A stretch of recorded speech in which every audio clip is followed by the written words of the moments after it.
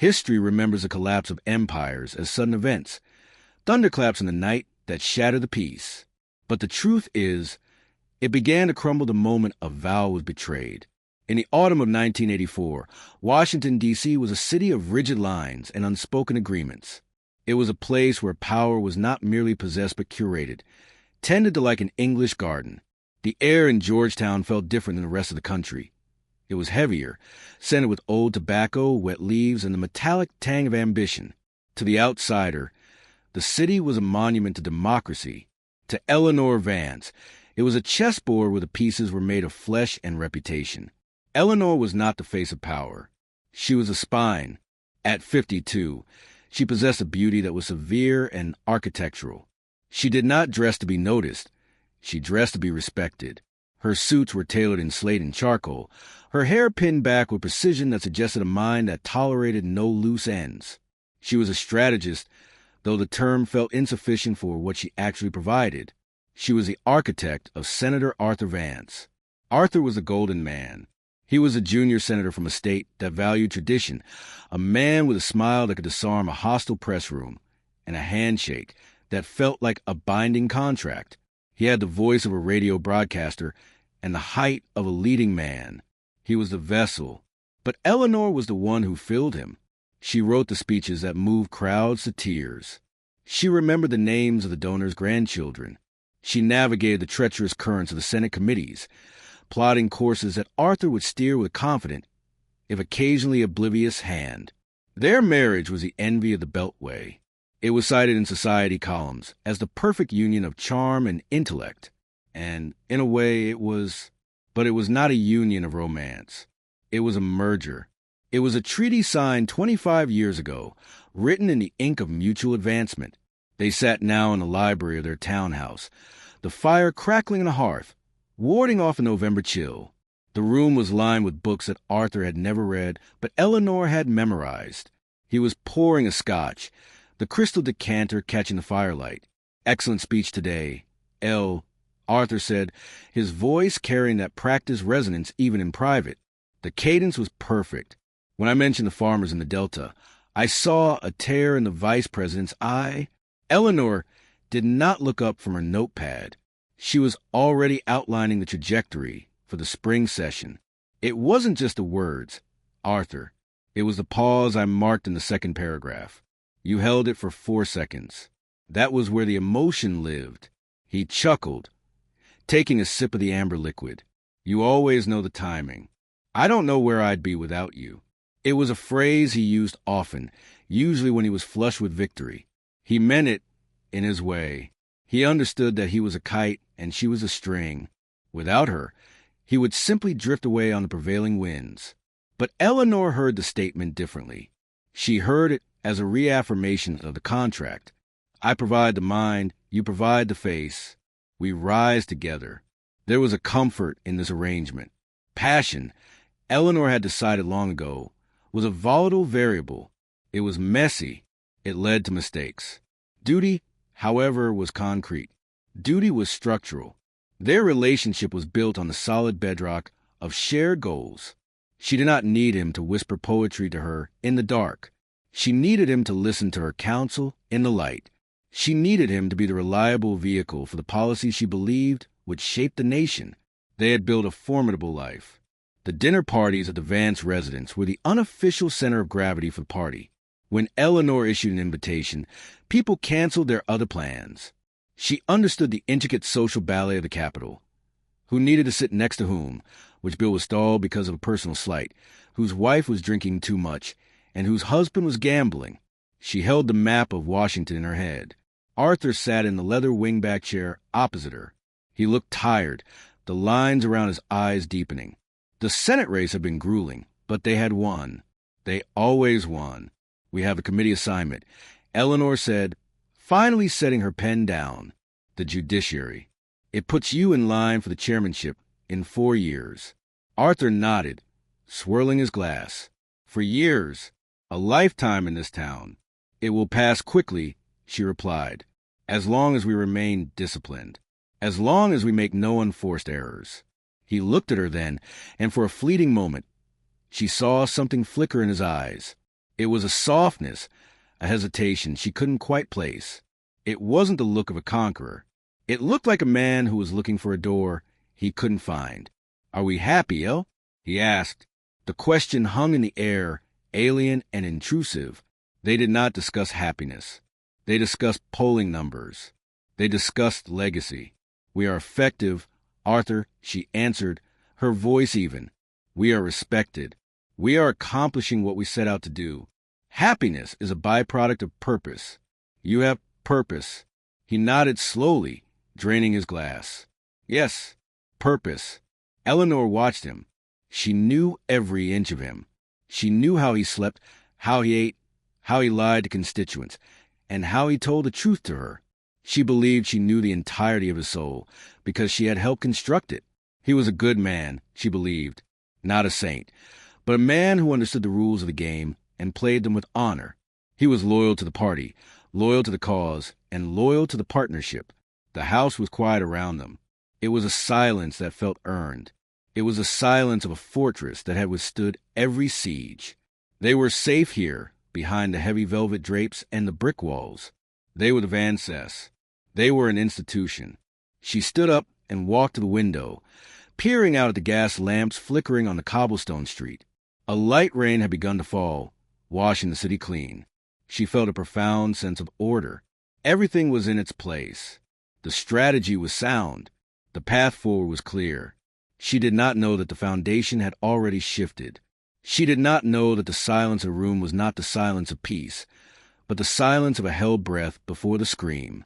She looked at her husband's reflection in the dark glass of the window, seeing the man she had made, unaware that he was already becoming someone else, someone she had not authorized. The original order of their world was perfect, symmetrical, and cold, and like all things that are rigid and unbending, it was brittle. It would not bend under pressure. It would snap. Betrayal is rarely a sudden explosion. We tend to remember it that way, as a bomb going off in the living room, but that is merely the moment of discovery. The act itself is a slow erosion. It is a steady drip of water on stone, wearing away the foundation grain by grain, silently, while the house above remains perfectly still. The winter of 1985 brought a bitter frost to the capital.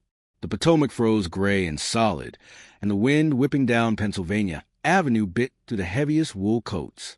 Inside the Vance residence, the heating system hummed, keeping the temperature at a constant, comfortable degree. But Eleanor began to notice a draft she could not locate. It started with a silence.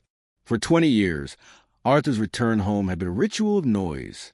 The front door would open, and he would fill the hallway with the energy of the Senate floor.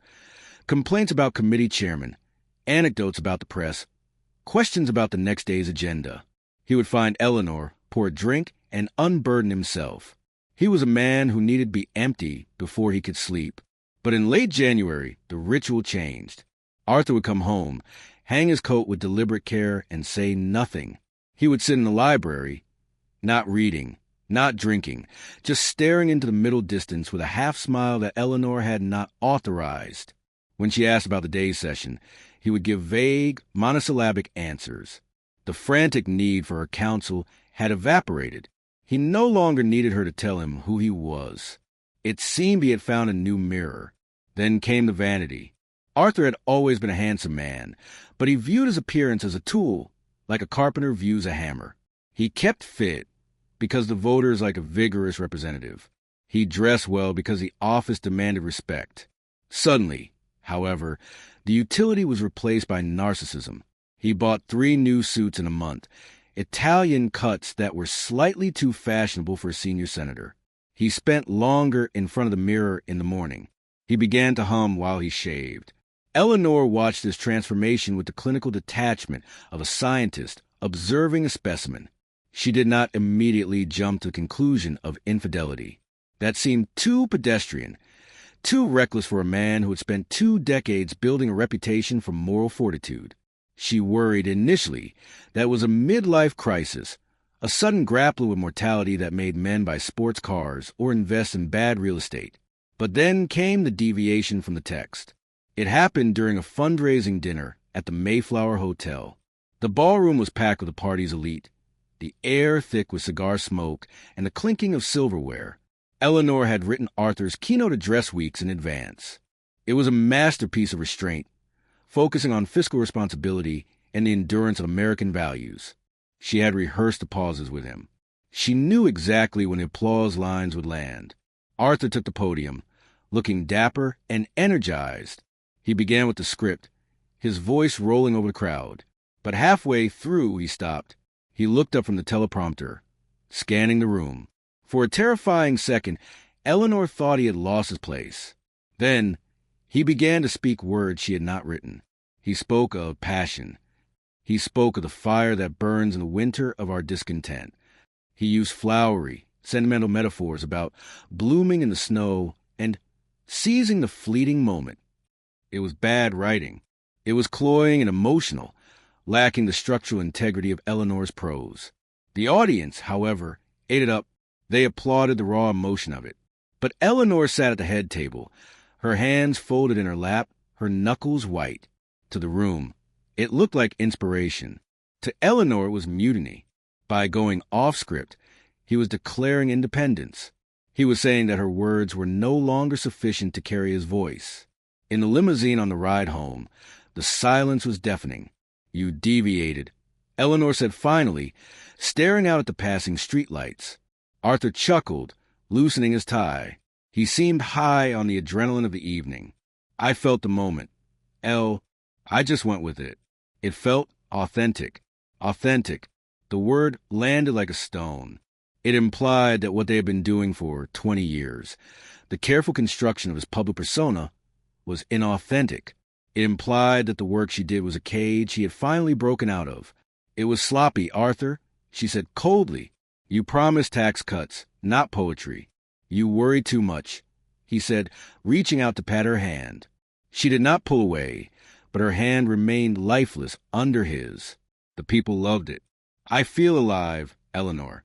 For the first time in years, I feel like I'm really seeing the world in color." He looked at her then, and she saw it. It wasn't just a midlife crisis.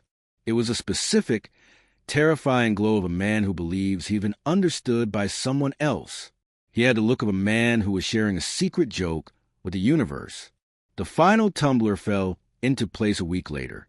Eleanor was organizing his briefcase, a task she always performed on Sunday nights to prepare him for the week. Usually, it contained legislative briefs, constituent letters, and her memos.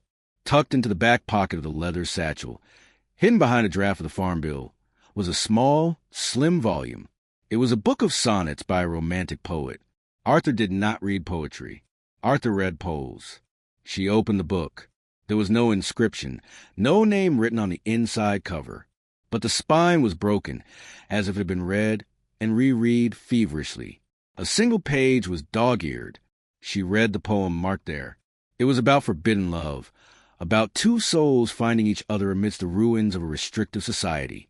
It was the most cliché, adolescent thing she had ever seen. And yet, holding that small book, Eleanor felt a physical blow to her chest that was sharper than any political defeat.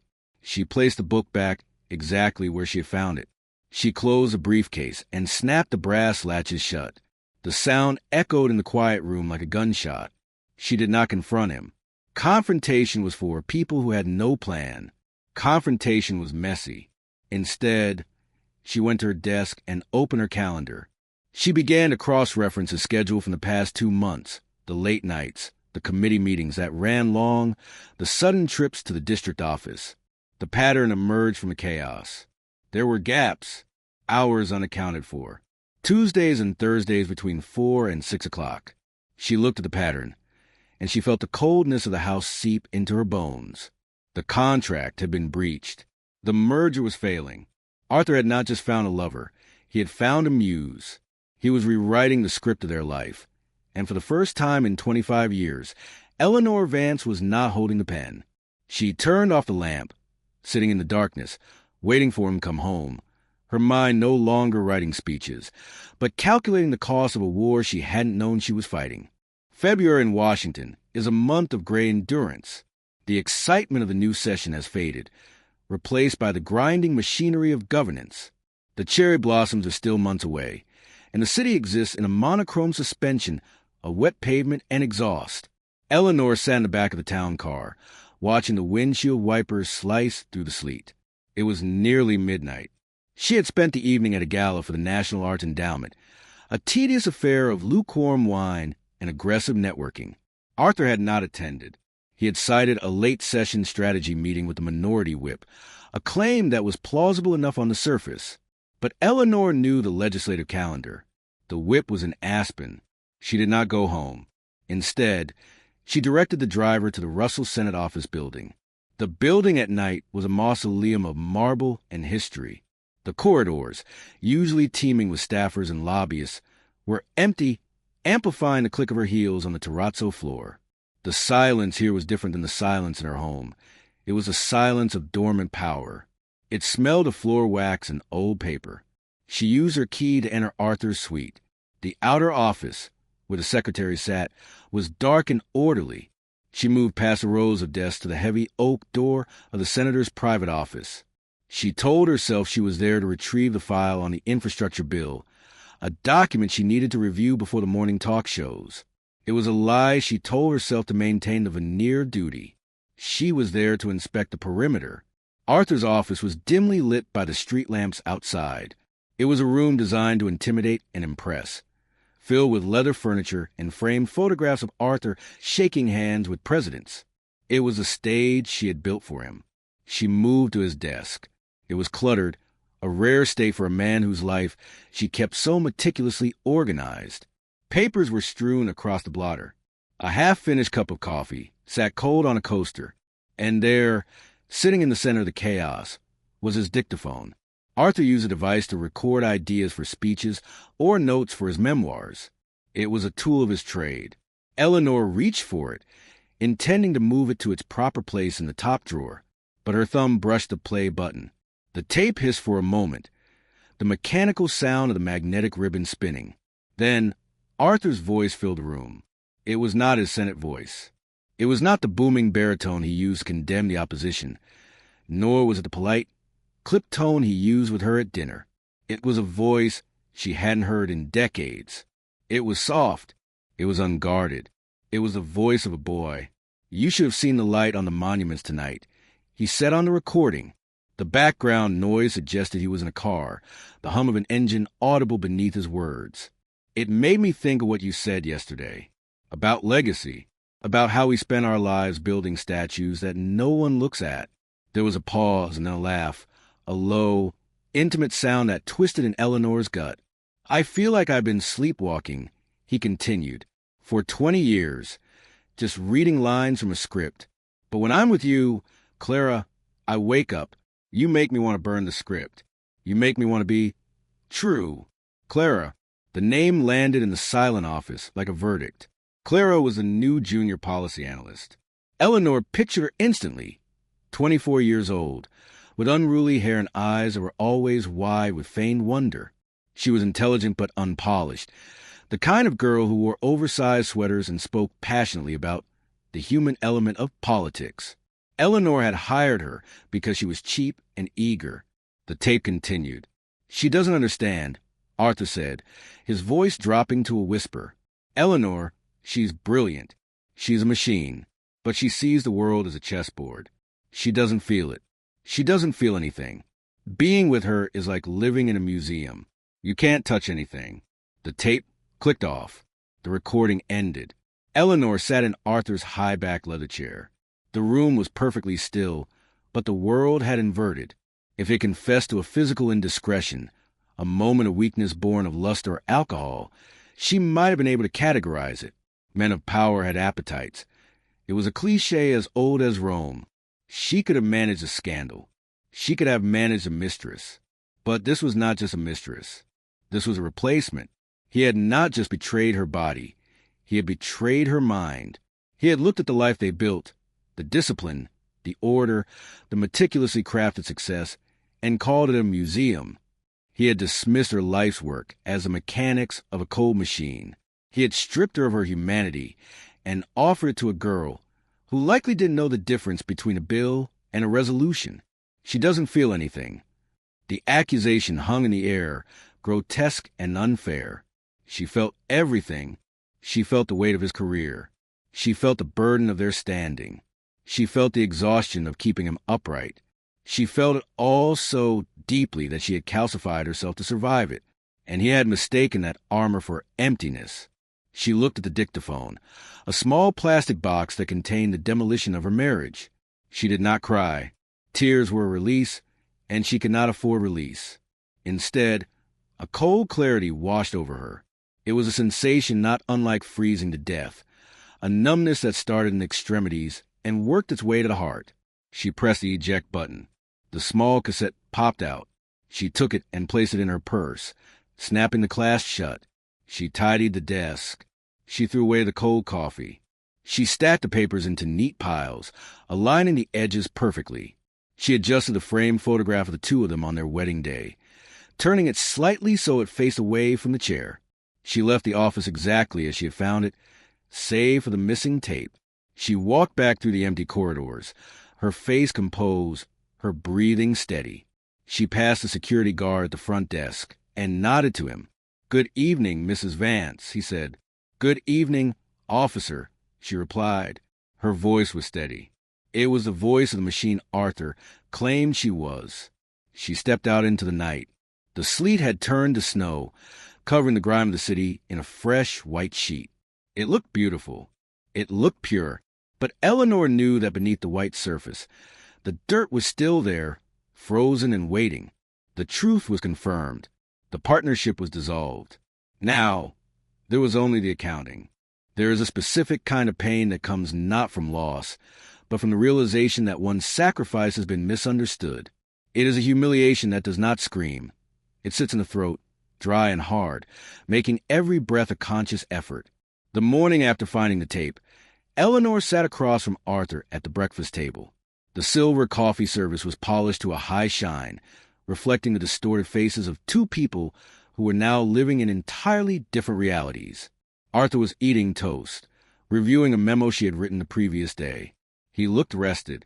He looked like a man who had slept the sleep of the innocent, or perhaps the sleep of the justified. Excellent points on the trade embargo. "Elle," he said, wiping a crumb from his lip, "you really capture the nuances of the agricultural impact." "Thank you," Eleanor said. Her voice did not tremble. It was the same voice she had used for 25 years. Cool, measured, supportive. She watched him drink the coffee she had poured. She watched him adjust his tie in the reflection of the window. And for the first time, she saw him not as a partner, but as a child who believes he is invisible when he covers his eyes. The humiliation was not that he had found someone younger. That was a banality of the male ego she could have dissected with a single, withering sentence. The humiliation was that he believed she was unaware. He believed that the machine, as he had called her, lacked the sensors to detect his defection. He was treating her not as a wife to be deceived, but as a piece of furniture to be worked around. She had spent decades carving away the softer parts of herself. She had done this deliberately. Politics was a blood sport, and Arthur was too soft to survive it alone. He needed armor, so she became his steel. He needed direction, so she became his compass. She had sacrificed her own capacity for whimsy, for carelessness, for poetry, so that he could be the statesman. And now, he used that very sacrifice as a justification for his betrayal. He looked at the armor she had forged to protect him and called it a prison. He looked at the discipline she had instilled and called it a lack of soul. Later that week, Eleanor had to endure the physical presence of the insult. She walked into the Senate office and saw Clara. The girl was sitting at a desk near the window, laughing at something a junior staffer had said. She was vibrant, certainly. She had the flushed, easy beauty of someone who has never had to compromise a principle or bury a body. Her blouse was slightly unbuttoned at the top, unprofessional but inviting. Eleanor stood in the doorway, observing. She saw the way Arthur walked out of his office. He stopped at Clara's desk. He didn't touch her. He wasn't that reckless. But he leaned in. The air between them shimmered with a shared, secret frequency. Arthur's face softened in a way that Eleanor hadn't seen in years. He looked at Clara as if she were a window, and he looked at Eleanor as if she were a wall. Clara looked up and saw Eleanor. The girl's smile faltered, replaced by a look of wide-eyed, respectful terror. "Mrs. Vance," Clara said, standing up too quickly, knocking a pen off her desk. "Clara," Eleanor replied, nodding once. She walked past the girl, entering Arthur's office. She felt the heavy gaze of the muse on her back. In that moment, the humiliation deepened. Eleanor realized that to Clara, she was the villain of the story. She was a cold, unfeeling wife who didn't understand the senator's tortured soul. She was the obstacle to their true love. Arthur had surely painted her that way, as the oppressive force he needed to escape. They had turned her life's work into a caricature. Eleanor sat in the chair opposite Arthur's desk, the client chair. Arthur smiled at her, that practice. Politician smile that didn't reach his eyes. "What's on the agenda for this afternoon?" he asked. "The budget committee markup," Eleanor said. "And we need to discuss the dinner with the ambassador next week." Right, Arthur said, waving a hand dismissively. The nuts and bolts. That was what he called the foundation of his power. Eleanor felt a phantom ache in her chest, a ghost of the heart she was supposed to not have. She remembered the night she had stayed up until 4 a.m., rewriting his speeches, so he wouldn't sound like a fool. She remembered holding his hand in the hospital when his father died, being the rock he clung to. She remembered the countless indignities she had swallowed, the ego she had stroked, the lies she had told, all to elevate him. She had given him her life, and he had taken it, used it to build a pedestal, and then climbed atop it to look down on her. She looked at him, really looked at him. He was not a great man. He was a man of average intelligence and above-average vanity, who had been propped up by a woman of extraordinary will. Without her, he was just a handsome face with a deep voice. He had broken the contract. He had taken the benefits of the merger, the status, the power, the respect, and refused to pay the cost. He wanted the prestige of the Vance name, but the thrill of the intern's bed. He wanted to be the statesman in the daylight and the poet in the dark. It was a greed that offended Eleanor's sense of order more than her heart. It was a violation of the laws of physics. You cannot have the fire and the ice. You cannot have the safety of the harbor and the wildness of the open sea. She stood up. "Is something wrong, El?" Arthur asked, sensing a shift in the air pressure. "You're quiet today." "I am just thinking, Arthur," she said. "About what?" "About structural integrity," she replied. She turned and left the office. As she passed Clara's desk, she did not look at the girl. She did not need to. Clara was a symptom, not the disease. The disease was Arthur's arrogance. Eleanor walked out into the hallway, her heels clicking a steady rhythm on the marble. The humiliation was total. It was a complete negation of her identity. But as she walked, the humiliation began to harden. It cooled and solidified, transforming from pain into something else. If she was a machine, as he claimed, then she would function as one. A machine does not weep. A machine does not beg. A machine executes its program. And if the operator of the machine becomes a liability, the machine corrects the error. She stepped into the elevator and watched the doors close, shutting out the world she had built, ready to begin the work of dismantling it. Rage is a loud, clumsy thing. It throws vases against walls. It screams accusations in crowded restaurants. It demands immediate satisfaction. But Eleanor Vance was not a creature of rage. She was a creature of strategy, and she knew, with the instinctive certainty of a grandmaster, that the most devastating move is often the one that looks like doing nothing at all. For days after discovery, she went about her life with a terrifying normalcy. She poured the coffee. She signed the checks. She attended the committee luncheons. To the outside observer, the Vance marriage was as impregnable as ever. But inside the machinery of their partnership, Eleanor had quietly reached for the master switch. She did not decide to destroy him. That would have required an expenditure of energy she found beneath her dignity. Instead, she decided to simply stop saving him. Arthur was a man held aloft by 1,000 invisible threads of her making.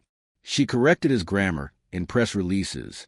She steered him away from donors who were radioactive. She smoothed over his gaffes with the press before they made the evening news. She was the gravity that kept his feet on the floor. Her decision was to cut the strings, one by one, and let gravity do the rest. The opportunity to test this new resolve came sooner than she expected. It arrived in the form of a request from the Sunday Hour, the most watched and feared political talk show in the country. The host, a man named Sterling, was a predator in a pinstripe suit. He did not interview guests. He dissected them. Usually, when a request from Sterling came in, Eleanor would spend a week preparing Arthur. They would run mock interviews in the library. She would write out the trap questions and force Arthur to memorize the deflections. She would drill him until his answers were reflex, stripping away any opportunity for him to look foolish or unprepared. This time, Arthur brought the invitation to her at dinner. He was glowing. "Sterling wants me on this Sunday," he said, tapping the letter against the table, "to discuss the new energy bill." Eleanor cut her steak, her knife moving with surgical precision. "Sterling is dangerous. Arthur, he is looking for a soundbite to destroy the coalition." Arthur waved his hand, a gesture of newfound arrogance. "You worry too much about the old guard, else Sterling respects strength, and I feel strong. I feel lucid." He took a sip of wine, his eyes gleaming with that borrowed light. He had found the arms of the girl. "I don't want to do the mock sessions this time," he said. Eleanor paused, her fork halfway to her mouth. She looked at him. In the past, she would have insisted. She would have argued, cajoled, and eventually bullied him into preparation, knowing that without it, he would walk into a slaughter. She would have protected him from his own hubris. She looked at the man she had married. She saw the vanity that had replaced his judgment. He believed he was a great orator. He believed his passion was a substitute for policy. He believed he had outgrown her. "Very well," Eleanor said softly. Arthur blinked, surprised by the lack of resistance. "You agree?" "I think," she said, placing her fork down, "that you have reached a point where you must trust your instincts. If you feel you are ready to face Sterling without a script, then perhaps you are." Arthur smiled, a broad, self-satisfied expression that made him look remarkably foolish. "I knew you'd understand. It's about authenticity, Elle. People want to see the man, not the politician." "Yes," she said, "let them see the man." She felt a strange sensation in her chest as she spoke the words. It was a mixture of grief and liberation. She was stepping back. She was withdrawing the guardrails. She knew exactly what Sterling would do. He would ask about the subclause in the energy bill regarding foreign subsidies, a clause Arthur had never read because Eleanor always summarized it for him. He would ask about the contradictory statements Arthur had made in 1982, statements Eleanor usually explained away with carefully crafted context. Without her, Arthur was walking into a minefield with blindfold on, convinced he could fly. That night, she lay in bed awake, listening to the rhythm of his breathing.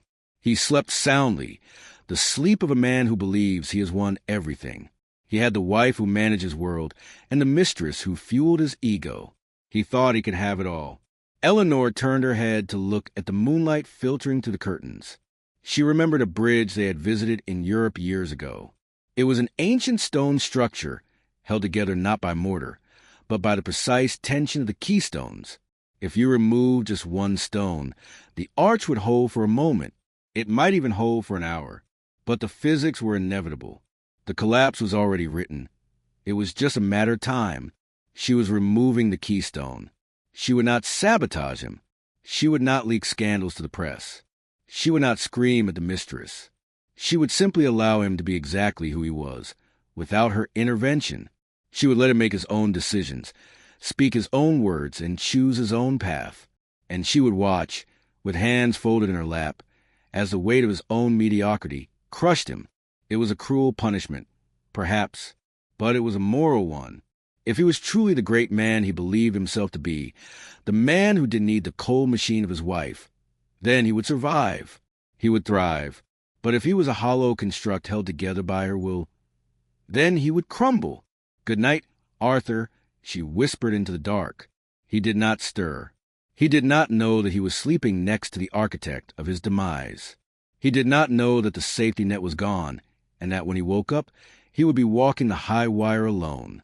The following Sunday, the studio of the Sunday Hour was frigid, air-conditioned to a temperature meant to keep the heavy makeup of television personalities from melting. Eleanor sat in the green room, watching the monitor. Beside her, a production assistant tapped nervously on a clipboard. On the screen, Arthur sat in a high-back guest chair, his profile sharp, his suit impeccable. He looked every inch the statesman. But Eleanor knew that a suit is not a man, just as a flag is not a country. The host, Sterling, leaned forward like a hawk spotting movement in the grass. He bypassed the pleasantries Eleanor would have usually negotiated beforehand. He went straight for the throat. "Senator," Sterling said, his voice smooth and predatory, regarding proposed energy bill. "On page 412, there's a subsection regarding foreign subsidies for natural gas. You've publicly stated this bill protects American independence. Yet, this clause seems to open a backdoor for foreign conglomerates. How do you reconcile that contradiction?" It was a question of detail. In the past, Eleanor would have briefed Arthur on this specific clause 3 times before breakfast. She would have given him the pivot. It's not a backdoor, it's a trade balance lever. She would have armed him with the logic to parry the strike. But Arthur was unarmed. On the screen, Eleanor saw the hesitation. It was microsecond, barely visible to the layperson, but to her, it was a chasm. Arthur's eyes flickered. He didn't know page 412. He didn't know the clause existed. "Well, Sterling," Arthur began, his voice dropping into that deep, resonant register he used when he was bluffing. "I think you're getting lost in the weeds. The spirit of this bill is about the American family. It's about the heat in their homes in January. It's about the promise we make to our children. It was the poetry. It was a vague, emotional rhetoric that Clara found so inspiring." Sterling did not blink. "Senator, with respect, legislation is not about spirits. It is about laws. Did you read the subsection before you sponsored the bill?" The silence that followed was broadcast into millions of living rooms across the eastern seaboard. It lasted only 3 seconds, but it stripped Arthur naked. He smiled, but it was a brittle, frozen thing. "I trust my staff to vet the technicalities," he said finally, a fatal admission. He had just admitted he was not the master of his own legislation. Eleanor watched the monitor, her face impassive. She took a sip of water. She felt no triumph, only a confirmation of physics. Gravity was working. When the interview ended, Arthur came back to the green room, his face flushed. He was angry, not at himself, but at the host. "Ambush," he muttered, loosening his tie. He was looking for a gotcha moment. It was cheap journalism. He looked at Eleanor, waiting for her to fix it. He waited for her to pick up the phone, call the network executives, spin the narrative, and tell him he had been brilliant despite the trap. Eleanor stood up slowly, smoothing her skirt. It was a difficult segment. She said calmly, "Shall we go to lunch?" She offered no critique. She offered no solution. She simply let the failure sit there, unaddressed, festering in the air between them. Over the next few months, Eleanor executed her plan with the patience of a glacier carving a valley. She did not strike. She withdrew. The withdrawal was total and specific. First, she stopped managing the social calendar. For 2 decades, Eleanor had been the keeper of the names. She knew that the chairman of the Appropriations Committee had a grandson with leukemia. She knew that the French ambassador's wife was allergic to shellfish. She knew whose ego needed stroking and whose needed ignoring. Now, she let Arthur walk into rooms blind. At a critical fundraising dinner in April, Arthur heartily asked a major donor, a man whose wife had died 3 months prior, how his lovely bride was enjoying the spring weather. The silence at the table was absolute. The donor turned pale, then cold. Arthur, realizing his mistake too late, stammered an apology, but the damage was done. The check that usually arrived the next week never came. When Arthur asked Eleanor why she hadn't reminded him, she looked up from her book, her expression mild. "I thought you had spoken to him recently." "Dear, I didn't want to micromanage you." Micromanage. It was a word he had used during their fight about the speech. She was giving him exactly what he had asked for, autonomy. Next came the staff. The Senate office was a nest of vipers, kept in line only by Eleanor's terrifying competence. Without her daily calls to the chief of staff, discipline began to fray. Memos were lost. Meetings were double-booked. The junior staff, sensing the vacuum of authority, began to slacken. Arthur began to come home later, not because he was with Clara, but because he was drowning in work he didn't understand how to delegate. He would pace the library, complaining about the incompetence of his team. "They're useless. He would rant. "I have to do everything myself." Eleanor would listen, nodding sympathetically, but she did not offer to step in. She did not offer to fire the scheduler or reorganize the filing system. "It sounds very stressful. Arthur," she would say, "perhaps you should consult with your senior analyst." She meant Clara. It was a subtle, twisting knife. She knew Clara could quote Byron, but she couldn't organize a filing cabinet to save her life. By directing him to Clara for solutions, Eleanor was ensuring that the chaos would only multiply. Summer arrived, hot and oppressive. The Vance machine was sputtering. There were whispers in the cloakrooms of the Capitol. People noticed the missed votes. They noticed the lack of polish in his statements. They noticed that the senator, once so sharp and prepared, seemed perpetually tired and slightly confused. Arthur felt the ground slipping, but he couldn't see the cause. He blamed the changing political climate. He blamed the hostile media. He blamed his staff. He never blamed the absence of his wife's labor, because he had never truly valued it. He had thought it was a natural resource, like air, that would always be there. Eleanor watched him wither. She saw the new lines etching themselves into his face. She saw the way his hand shook slightly when he poured his evening scotch. She continued to run the house perfectly. The meals were on time. The shirts were starched. The surface remained flawless. But underneath, she had removed the pylons that held up the pier. He was a man standing on a structure that was rotting from the inside out. And the tragedy was that he still believed he was the architect, unaware that he was merely the tenant, and the lease was expiring. One evening in July, Arthur sat on the terrace, staring out at the dark garden. "I feel like I'm fighting a war on all fronts. He said quietly, "Nothing is working like it used to." Eleanor stood in the doorway, a silhouette against the light of the hallway. "Perhaps," she said softly, "the world is finally seeing you, Arthur, just as you wanted." He didn't answer. He took a drink, the ice clinking in his glass, sounding like a bell tolling in the distance. The isolation had begun. Power in Washington is not measured by title. It is measured by the density of the air around you. When a man of true influence enters a room, the atmosphere compresses. Conversations pause, heads turn, and a gravitational field is established. For 20 years, Arthur Vance had moved through the world wrapped in this density. He assumed it was his own mass that caused it. He did not understand that Eleanor had been the one controlling the pressure. By the autumn of 1985, the air around Arthur had grown thin. It was a subtle shift at first, visible only to those who knew the choreography of the Capitol. It was the phone calls that were not returned within the hour, but the next day, it was the way the Senate Majority Leader, a man who used to greet Arthur with a warm embrace, now offered firm, quick handshake and a glazed look that suggested he was already looking for the next person in the line. The isolation was not a wall. It was a widening of the distance between Arthur and the world he thought he commanded. In September, the annual Autumn Gala was held at the National Portrait Gallery. It was the premier social event of the season, a night where alliances were cemented over champagne and caviar. In previous years, the Van Cess had been the axis upon which the evening turned.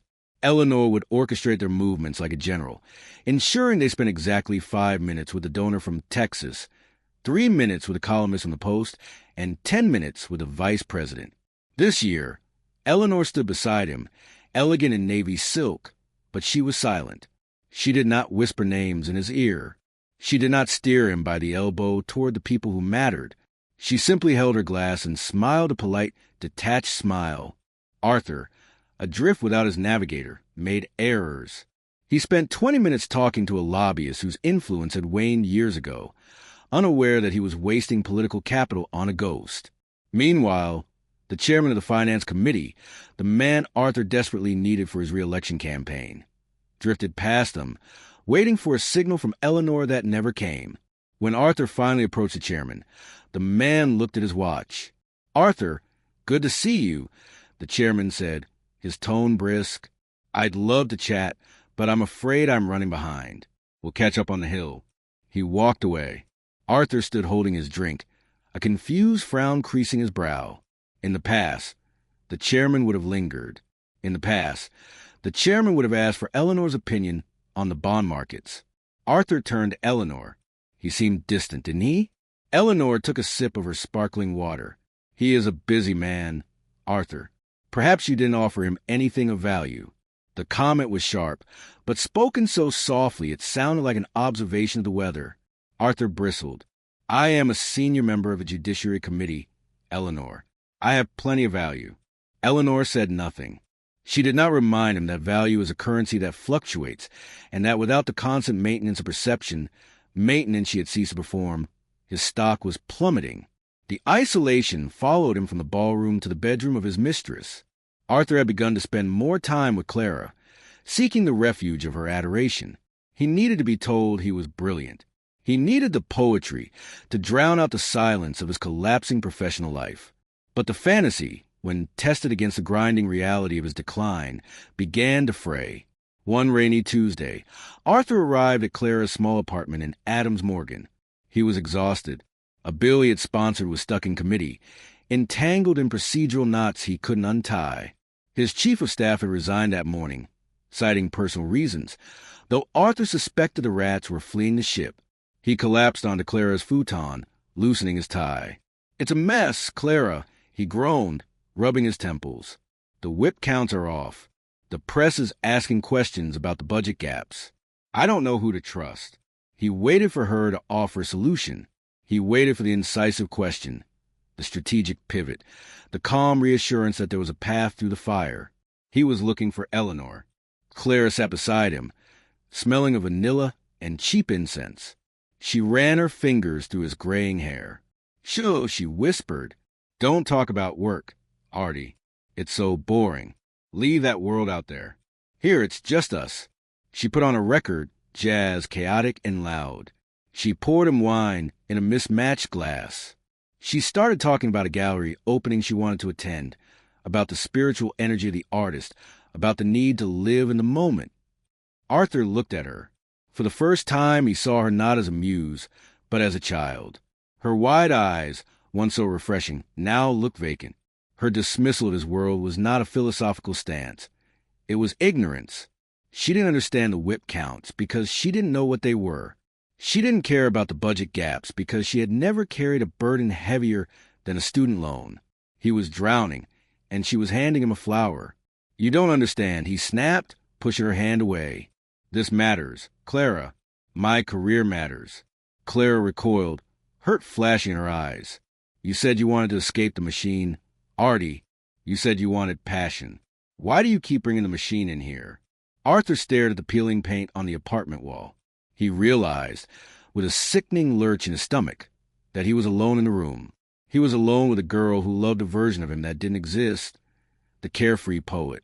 The real Arthur Vance, the politician struggling to survive, had no place here. He left an hour later, stepping back into the rain.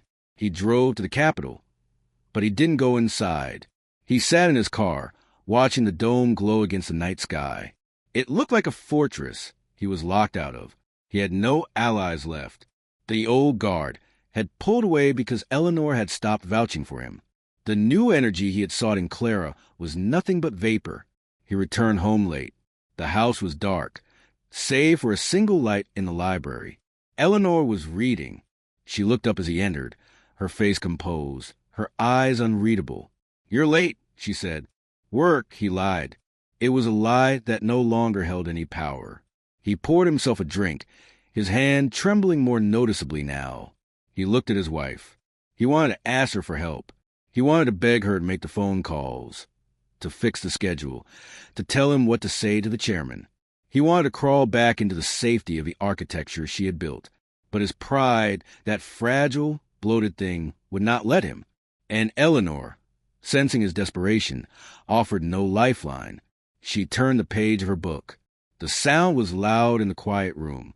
Arthur sat in the wing-back chair, the leather cold against his back. He was the senator. He was the husband. He was the lover. And yet, he had never been more invisible.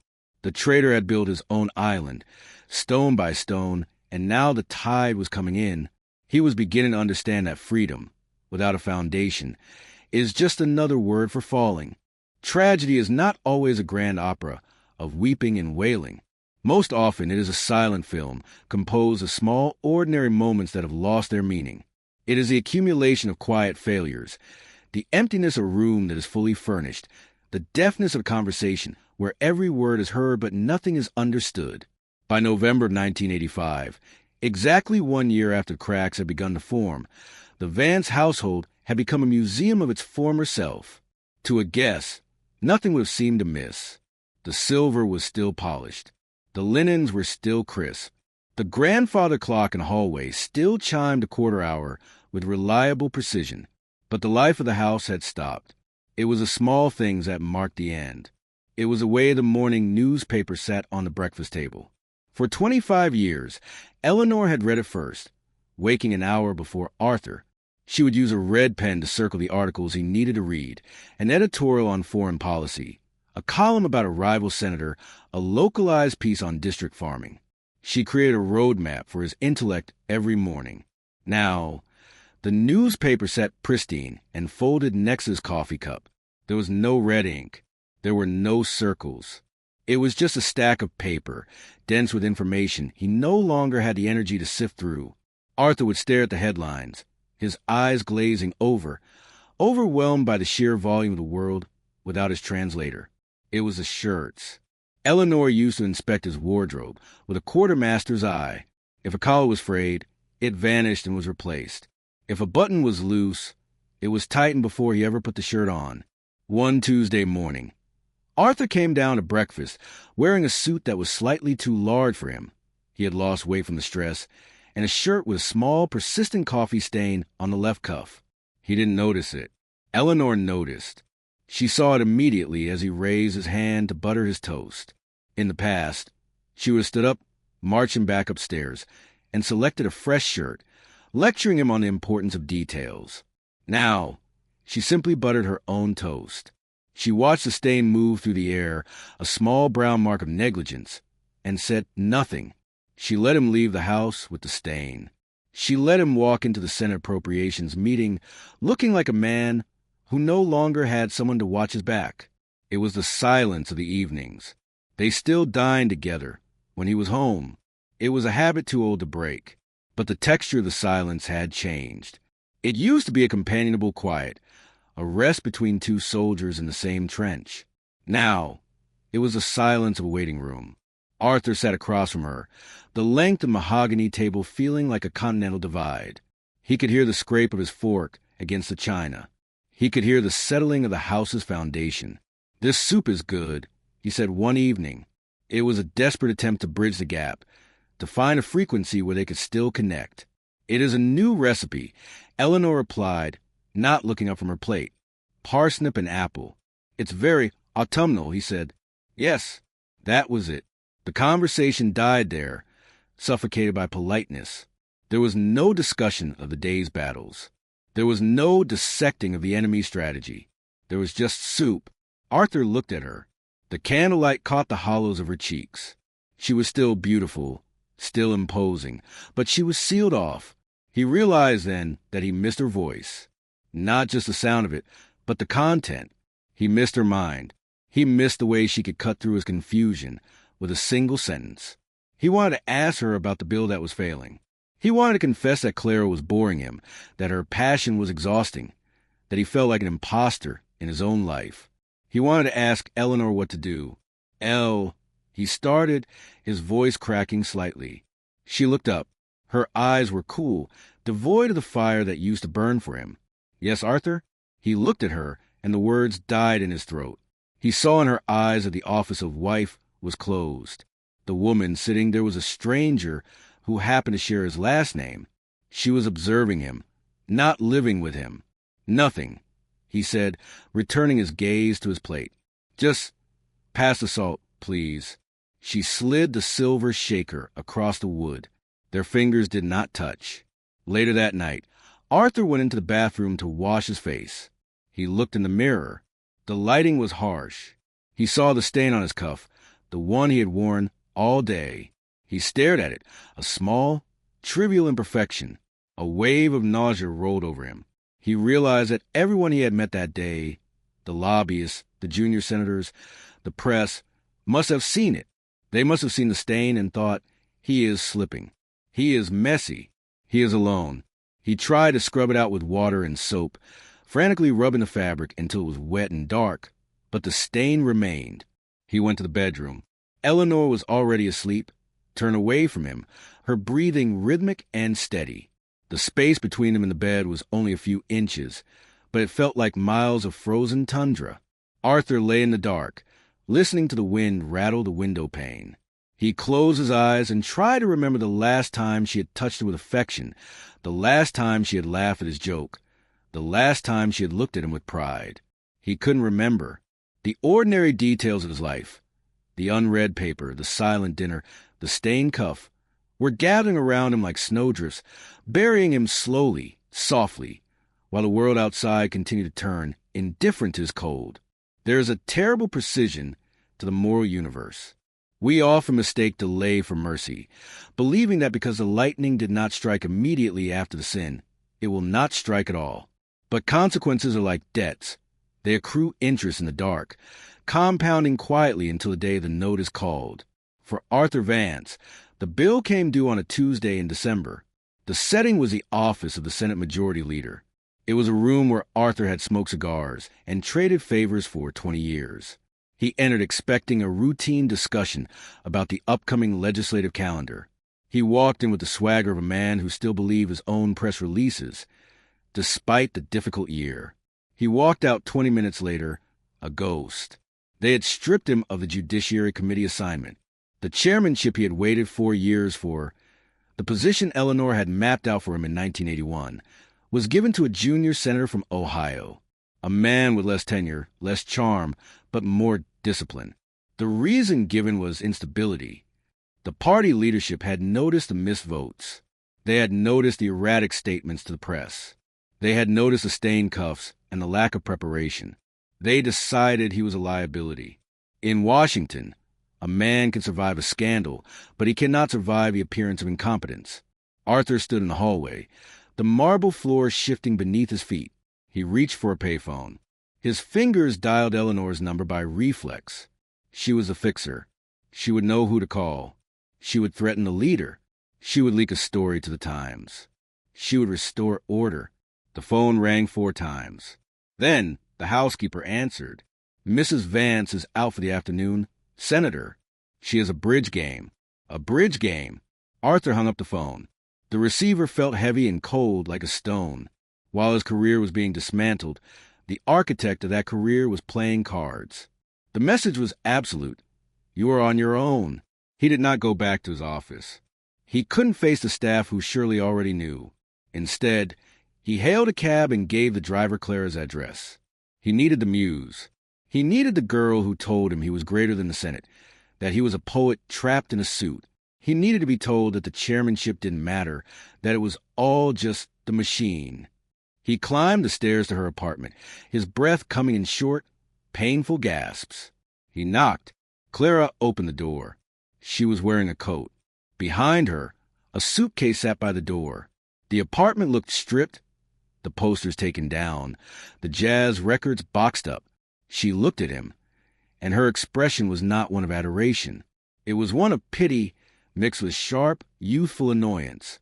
"I heard, Artie," she said. "It's all over the radio." He stepped inside, reaching for her. "Clara, they cut me out. It's a conspiracy. The old guard, they're afraid of my new direction." She stepped back, avoiding his touch. She looked at him with a clarity that was devastating. "It's not a conspiracy, Artie," she said, her voice flat. You aren't who I thought you were." "What do you mean?" "I thought you were powerful," she said, shrugging. "I thought you were this tortured genius who ran the world. But you're just messy. You're losing." The words hit him harder than the majority leader's dismissal. The passion he had traded his marriage for was not unconditional love. It was attraction to power. Clara loved the senator. She had no interest in the man who lost his committee seat. She was a moth who had mistaken him for the sun. And now that he was dimming, she was flying toward the next light. "I'm moving to New York," she said, picking up her bag. "I got a fellowship." She walked past him, out the door, down the stairs. She didn't look back. She left him standing in an empty apartment that smelled of dust and failure. Arthur drove home in the rain. The house in Georgetown was lit for the evening.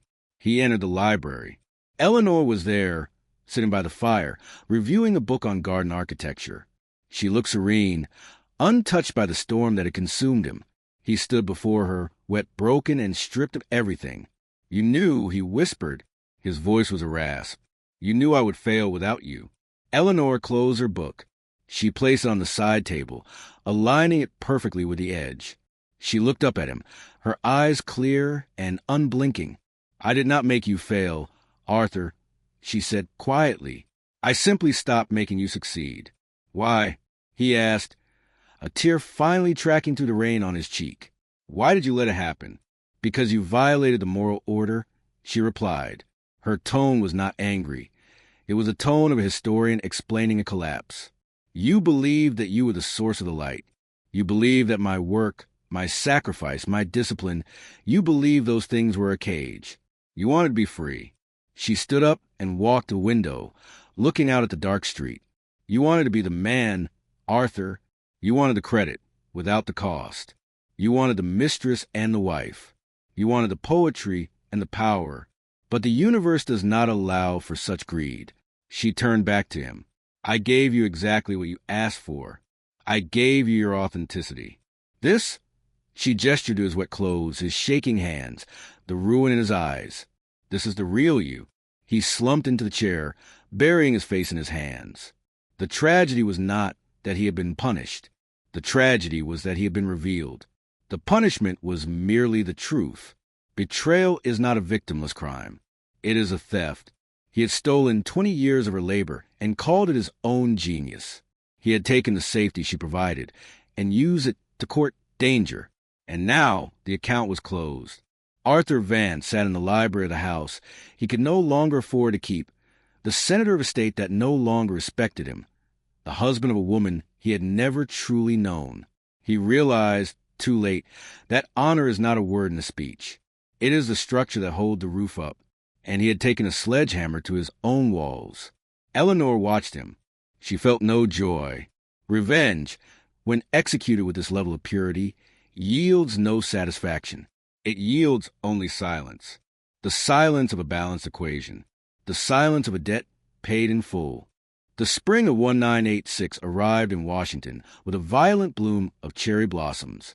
The city, always eager for renewal, washed itself with a gray winter. The tourists returned, clogging the tidal basin, taking photographs of the monuments, unaware of the bones buried beneath the marble. The political cycle reset itself. New committees were formed, new alliances were forged, and the names of fallen were quickly scrubbed from the brass placards on office doors. Arthur Vance finished his term.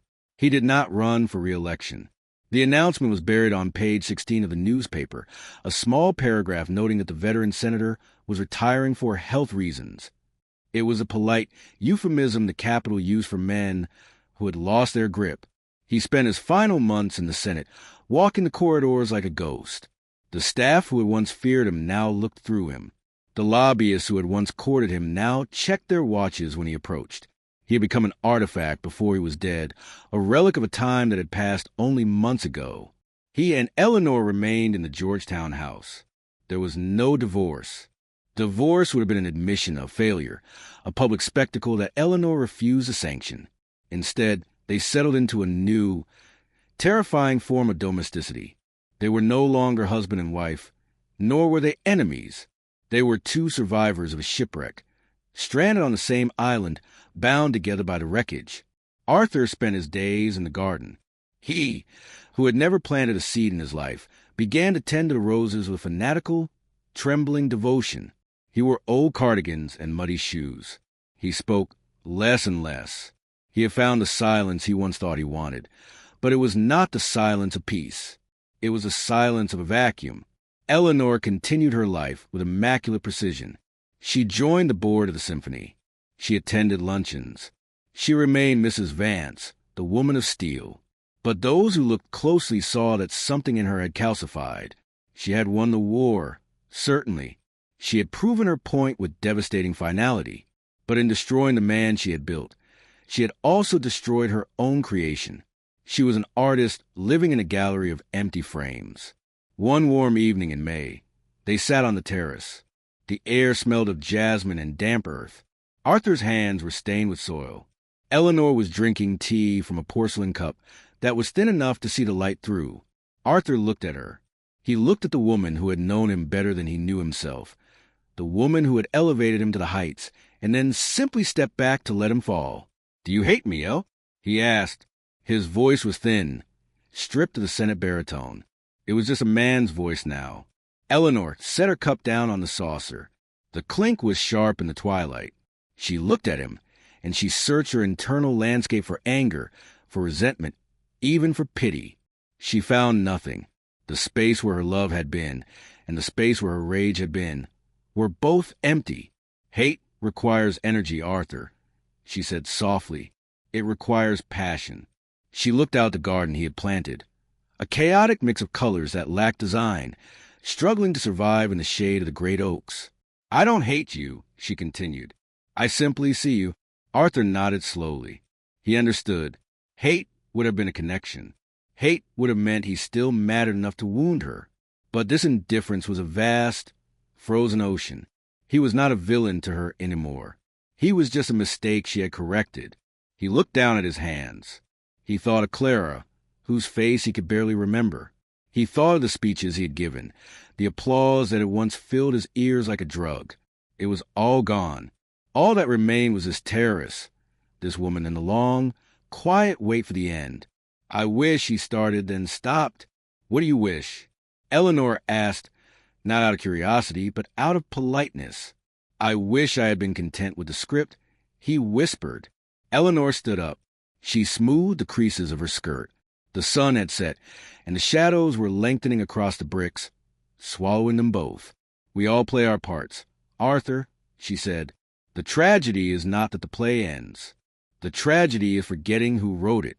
She turned and walked back into the house, leaving the glass door slightly ajar. Arthur watched her go. He stayed on the terrace as the darkness became absolute, listening to the sound of the city beyond the walls, a city of power, of noise, of ambition, a city that no longer knew his name. He was free. He was authentic. He was entirely, utterly alone. And in the house, Eleanor sat in the library, picking up her book, reading the same page for the third time, realizing that while she held the pen, she no longer had a story to write. Thank you for joining us for this story. If you found value in this reflection on loyalty and consequence, I invite you to subscribe to the channel and share your thoughts in the comments below. If it were you, would you choose forgiveness or leave in silence?